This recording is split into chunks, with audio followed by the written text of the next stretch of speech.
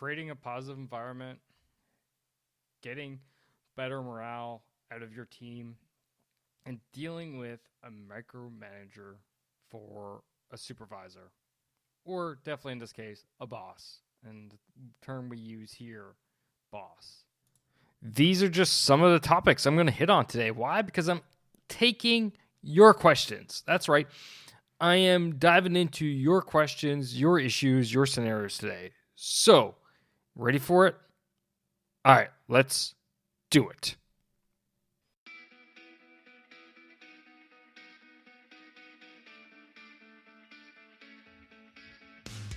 Welcome one, welcome all to the Peak Performance Leadership Podcast, a weekly podcast series dedicated to helping you hit peak performance across the three domains of leadership. Those being leading yourself, leading your team, and leading your organization. This podcast couples my 20 years of military experience as a senior Canadian Army officer with world-class guests to bring you the most complete podcast of leadership going. And for more, feel free to check out our website at movingforwardleadership.com. And with that, let's get to the show.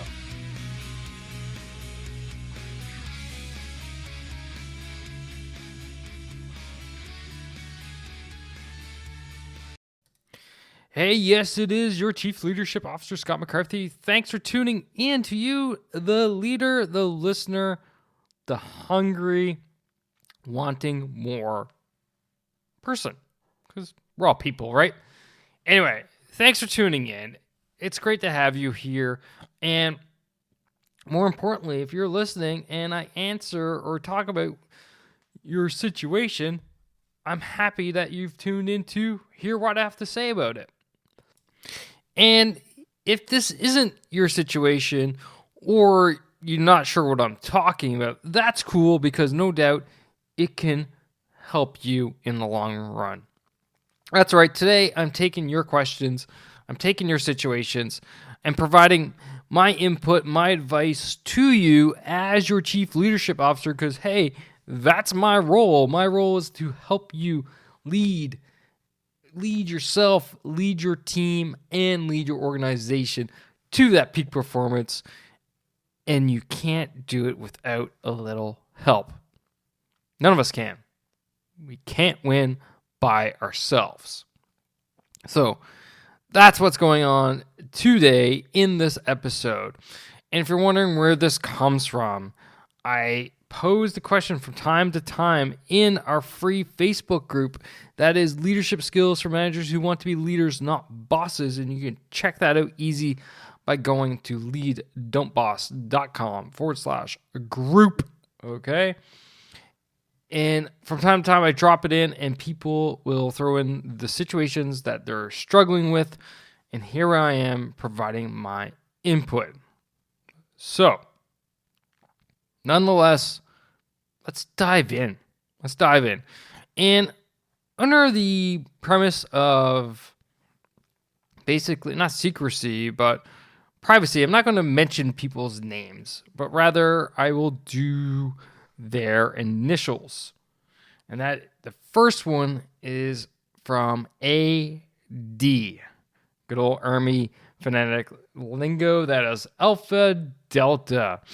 And this person basically asked about how to go about creating a positive environment. Now, he also mentions about delegating tasks. Delegating tasks comes up a couple times here, so I'm going to come to that at the end of the show. And I got an announcement to make. So if you're interested in about learning more about delegating tasks and you're interested in how to do that properly, do not turn off this episode. You want to hear what I have to say at the end of the episode. So, nonetheless, here we go. So, creating a positive environment. Creating a positive environment is absolutely crucial. You want to have that positive environment in there. You want to make people feel like they're part of the team and that they can show up, make mistakes, that they can contribute, and then finally figure out / point out faults that are going on within the organization. These are all great things that or develop a positive environment.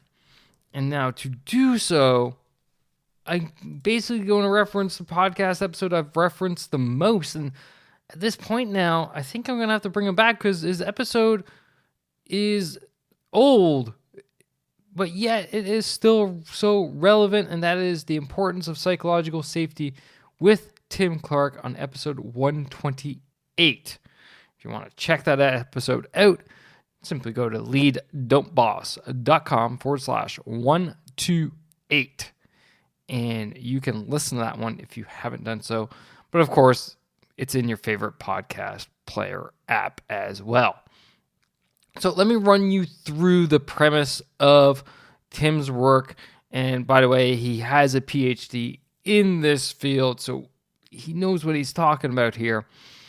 And let's go through the 4 stages according to Tim.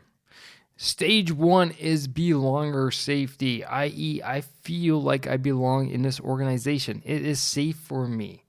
It is, frankly, accepting of me for who I am, right? If I, and I'll use just a funny example because I don't want to hit on any actual potential issues out there. But for example, I, as a diehard Montreal Canadiens fan, if I show up to an organization and they go, sorry, dude, you can only wear Montreal Maple Leaf stuff here. And by the way, if you're not a hockey fan, then you probably don't know the teams I'm talking about. But long story short, 2 NHL hockey teams, bitter rivalry, enough said. So I wouldn't feel safe there. I wouldn't feel like I belonged because the moral of the story is that it is for Leaf fans, not Canadiens fans. So that is stage 1. But if they said, hey, we're all Leaf lovers here, but you know what? Hockey's just a game, it's just a sport. Then you can still kick around. We're not going to harass you. We may, poke fun at you when we beat you in the games the day after or whatever, what have you. But the grand story is that you still, don't worry, you're still part of the team. Then I can go ahead and say, cool, stage 2. All right. Now, I'm working there for a little bit, and I decide, hey, I'm going to wear my jersey on game day. And I show up, and everybody is still in, business attire. This is where stage 2 comes in.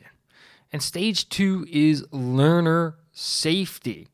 And that is the ability to basically make mistakes, but learn from the mistakes.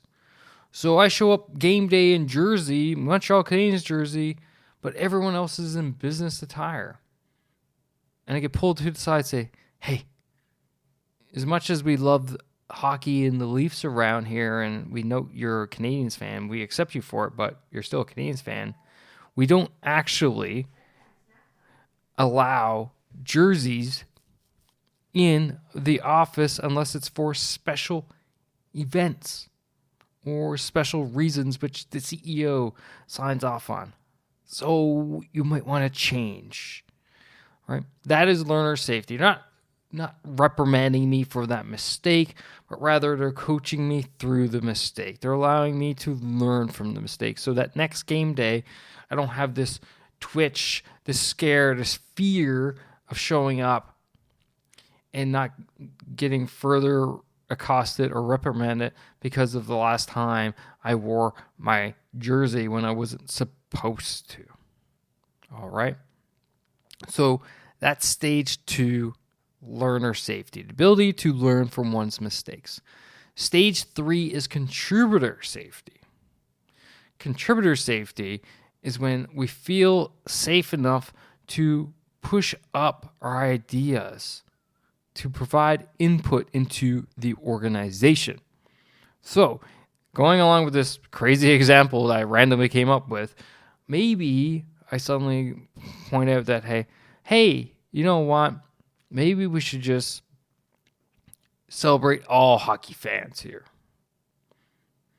And maybe we should, put the playoffs on and cheer for any Canadian team during the playoff time. That would be contributor safety. I'm putting ideas forward, and they're not immediately getting shut down, or they are, I should say, being welcomed with open arms. So the team lead could be like, yeah, I'll bring that up to the hires. He's not, or she's not immediately going, that's a stupid idea. Why would you think that? We've already set our tone here. We're leaf fan only. No, I'm not pushing that. That is where you would not achieve stage 2, but rather you would if you go, okay, cool. We'll take that and we'll push it up and see. Now, the first thing you're going to probably think is, well, do I have to take every single idea pushed to me? Answer is no. No, you don't. Right? You can still achieve contributor safety without having to take every idea brought forward to you.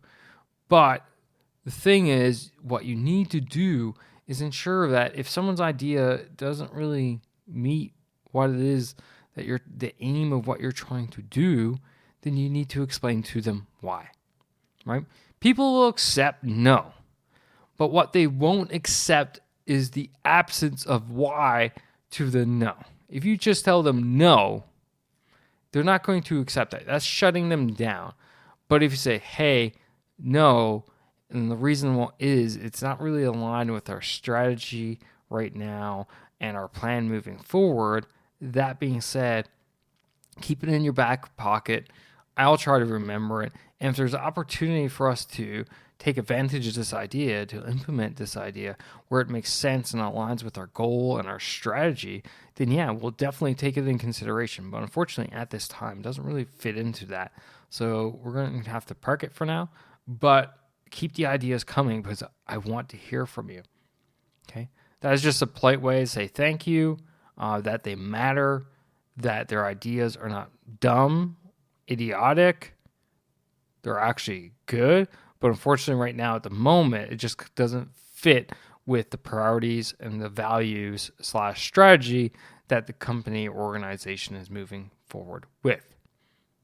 So there we go. Stage 3. And then the final stage is stage 4, and that is challenge your safety. The ability to challenge the status quo without fear and acceptance. So, with this crazy example I got going on with the company that only loves Toronto Maple Leaf fans and I being a accepted Canadiens fan, we go like this. I bring up the idea. We're sitting around a board meeting one time and I go, hey, listen, you all brought me in. You're all Leaf fans. I'm a Canadiens fan. You brought me in and look at the good that has come out. I'm not trying to toot my own horn here, but I feel like this organization has moved forward in a positive way, in a little bit of a different way if I weren't here. And I'm not saying it's just me, but rather the different perspective as a Canadiens fan I bring. So why don't we go after all types of fans? Why don't we look for Ottawa fans and Edmonton and Winnipeg and Vancouver, not to mention Calgary fans? They all come with different perspectives and ideas and experiences that no doubt we can benefit from.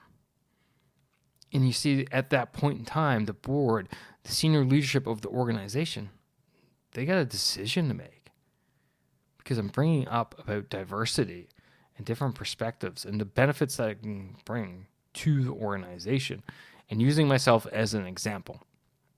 Now, they can shut me down and going, yeah, thanks, go back. All right. But in this example, I'm not just contributing, like saying, hey, here's an idea, but I'm challenging the status quo. I'm challenging the culture of the organization. I'm challenging the way it operates. See, that's the difference between contributing and challenging. Contributing is just putting ideas forward. Challenging is trying to make positive change for something that's already there. And again, just like contributor, you don't have to accept it. But you can definitely look at it. You can definitely thank the person for their contribution, for their challenge. And again, if it's a no, let them know why. But you can also take that in and look into it take it under advisement, dig a little deeper, start planning it out. You see, the 4 stages here are all about empowering people to bring things forward, to better their organization. And that's what creates a positive work environment. Because when people feel included and that they can bring their voice forward, that they can try to make things better and not get accosted for it, and that their ideas and their words actually mean something to someone in the organization, that brings positivity. That fosters growth. That, ladies and gentlemen, is how you go about building high-performing teams. By making the people feel good. Because as soon as someone starts feeling good, then the positivity starts radiating for them. And they start getting other people on board and others on board. And the more and more you do it, the more and more positivity you're going to breathe. So, AD, I hope this helps you out to consider that. I hope that this, resonates with you. As well as JW, actually. This person basically asks about getting positivity at a team and better morale. So, as well as VB, who says, me too, to that one. So, needless to say, it is a big theme. It is a absolutely serious subject, but looking at those 4 stages of psychological safety, you can definitely bring some positivity to your team and to your environment. So try it out. Let me know how it works. You got questions? I'm here for you. All right, let's move on. SS says, being firm and saying no, both to employees and higher management. I'm a people pleaser. So SS, the first thing I'm going to say to you, actually, I went ahead and I gave you a episode, a good oldie but a goodie, episode 84, Develop Leader Courage to Push Back Against Management. And hopefully you checked that out.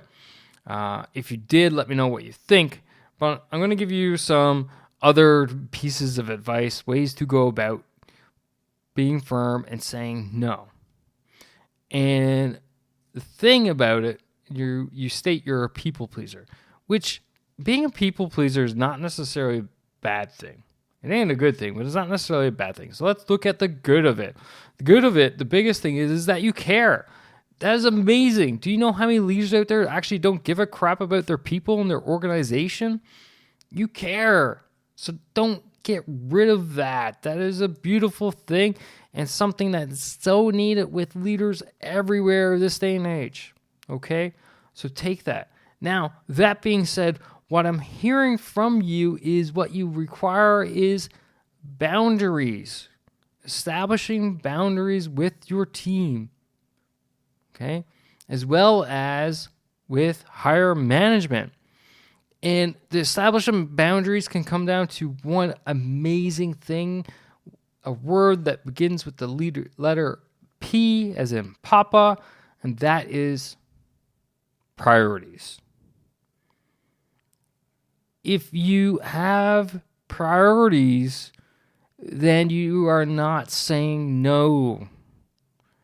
What you're doing is that you are basically analyzing and comparing what you're being asked or / told to do with the priorities of whatever is going on at the time.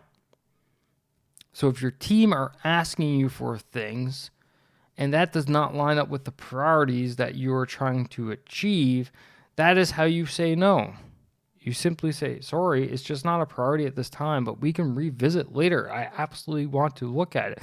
In fact, I'm going to take note of it, and we'll have a chat about it later when we can go ahead and look at the priorities to see if this can fit in. Okay? Priorities, priorities, priorities. Prioritize the work, the projects, what you're moving towards, the goals, ambitions, etc. And in there, by sticking to the priorities, you're not being firm and just saying no, but rather you're realigning people to those priorities. Because what's going to happen with your employees is that someone's going to ask think of something to ask for you, and once they get used to this, they're going to go, oh, wait, now, does this align with the company's priorities right now? Crap, no, it doesn't. She's going to say no because it doesn't align with the priorities. So you know what? Let's move on. I got to get back in line with the priorities. Okay? Now, when it comes to higher management, of course, they're higher than you. They get to go ahead and prioritize your work. But this is the key thing again, getting them to prioritize your work. Getting them to tell you what the priorities are.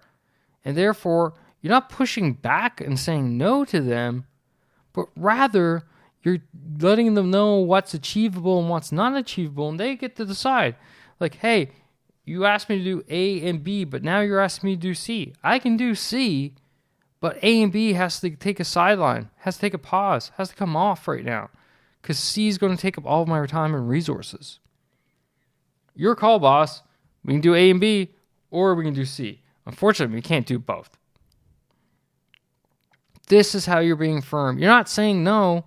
What you're doing is getting them to decide what's more important to them, getting them to prioritize. And then from there, you go, okay, and you guide your team towards whatever the result is. So if they say, never mind, stick A to B, we'll deal with C later, you go, cool, carrying on. They go, nope, drop A and B, I want you to do C. Okay, cool, I will just need a little bit of time, orient my team, get us squared away, and we'll be after it right away. And hey, folks, situation's changed. Hire has dictated new priorities, and this is what we're working on right now. Project C. So again, it's not you saying no. It's not you being a pushover, but rather you getting them to prioritize your work and your team's work so that you're moving in the right direction. Your abilities are a pie chart. You only have so much time, so much resources to achieve the things you achieve. Therefore, if something's going to enter the pie chart, something else needs to leave the pie chart. Okay? I hope this helps you. You are definitely not alone from what I see in there with the comments about it and such, but I definitely wanted to address this. Okay, the final one that we'll talk about now, before we dive into talking about delegation, is TM's issue. This person is dealing with a micromanager supervisor. They're working /manager. They have policies to follow, etc. However, it looks like if their supervisor could hover over them to make sure everything that they do is in his way, even though he doesn't live in the same town. So he is apparently calling them 3 times a day at least. Abrasive, dominates conversations. However, the problem is that these calls, obviously being the supervisor being abrasive and dominating the conversation, it's also eating up a lot of TM's time. So this is a difficult situation, right? And I feel for you. I've been in this type of situation before. We're at a micromanager. Unfortunately, they worked a floor above me and would often get me to do stupid little jobs that effectively it took more time for them to call, get me to open up a file, fix whatever things that they wanted fixed than if they had just done it themselves.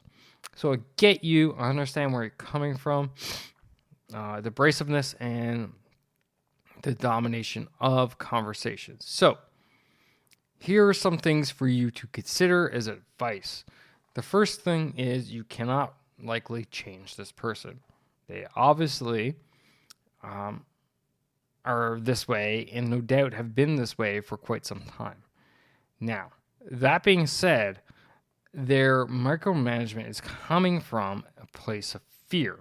I'm not saying that you're not doing a good job or don't know what you're doing, but rather the fact that they are probably not around adds to the fuel of the fear fire. So you have to keep this in mind. They're coming from a place of fear. Now, that being said, is it a positive way to go about it? God, no. Not a chance. As you outlined, you know what you're doing, you can achieve it. So here are some things for you to consider. Keep in mind, this is coming from a place of fear. Make some suggestions to them. First off, you got 3 calls 3 times a day. 3 calls a day with them. How about trying to arrange, and what I would suggest if they are a dominator of conversation, get this to messaging, email. Make sure to go over it a few times before hitting send, of course, to make sure it doesn't come across as you being basically insubordinate, but rather you want to try to come across as being helpful. Now, a great way to be able to ease this in is if they bring up something along the lines, let's say, oh, we need to be more productive here. That's a great way to take that as an in. So you send them a message saying, hey, you mentioned that we need to be more productive. I have a great idea, if you don't mind, to run by you because I think this could help our productivity align with your wishes right now. And you can't kill the 3 calls a day right away. It's going to be impossible. Again, go back to the fact this is coming from a place of fear. So what do? You take control of the calls and guide the supervisor, and let's attempt 2. So, okay, let's go for 2. 1 in the morning, 1 in the afternoon. 1 in the morning to set goals for the week / priorities for the day, and then a wrap up later in the afternoon, early evening, whatever your work schedule looks like, so that you can let them know how things are going, what was achieved, how it was achieved, and so on. So that eliminates 1 of those 3 calls a day. Okay. In regards to the abrasiveness, can't change it, can't do anything about it. The only thing you can potentially do is let them know it's not appreciated, that you don't enjoy being talked to in that manner. Okay. And if they're open enough, which I don't think they will be from the sound of it, they will take it to heart and try to change. And then the dominating of the conversations. Now we can work with this. We can work with the conversation domination. And that's simply by doing nothing. And you're probably going, what? Yeah, simply when the conversation starts, let them go until they run out of steam. At some point, everyone's going to run out of steam. It happens. Yes, I know there are some amazing talkers out there that will just keep going and going and going until you feel like they can never stop. But you're playing basically a game here in trying to set things up for yourself. You're trying to set yourself up for success. So allow them to dominate the conversation. It makes them feel safe and secure, right? Again, coming from a fear-based, right? They're fear-based micromanagement. So therefore, you let them feel safe and secure, and then you go ahead and bring up your points, your ideas, whatever it is you want to talk about near the end. Okay? So, those are some ideas. Okay? It will take time. It's going to take a long time. And fear does not go away immediately or overnight, especially in these types of scenarios and situations. So be patient, keep trying, and know I am here for you if you need any help. So good luck with that, TM. I wish you the best luck. I've been in your shoes before. It's not fun, but there is light at the end of the tunnel. One way or another, there's light, and you got this. All right, so those were 3 different scenarios we hit on. I did tell you that we were going to talk about delegation before we wrap up tonight. We are going to talk about delegation, but I'm not going to talk about delegation right now. In fact, what we're going to do is on Tuesday, 27 Feb 2024, I am going to do a live webinar on delegation. So if you're interested in checking that out live and being able to ask me questions direct during the webinar, go to leaddon'tboss.com/webinar and sign up. And what you're going to get out of that is a framework on how to delegate to people, how to make sure things don't come off the rails, how to feel, that safe and secure feeling for yourself. But at the same time, give your people the tools and resources to get on with the job that you need them to get on with. And by the way, delegation is what I refer to as a leader force multiplier. It expands your ability to do so much with so much ease. So if you're having trouble with delegating, AD as well as VB, PS, and a number of other you in here. I just don't have the time to scroll through and do initials and stuff. But the moral of the story is this. If you're having troubles delegating, check us out.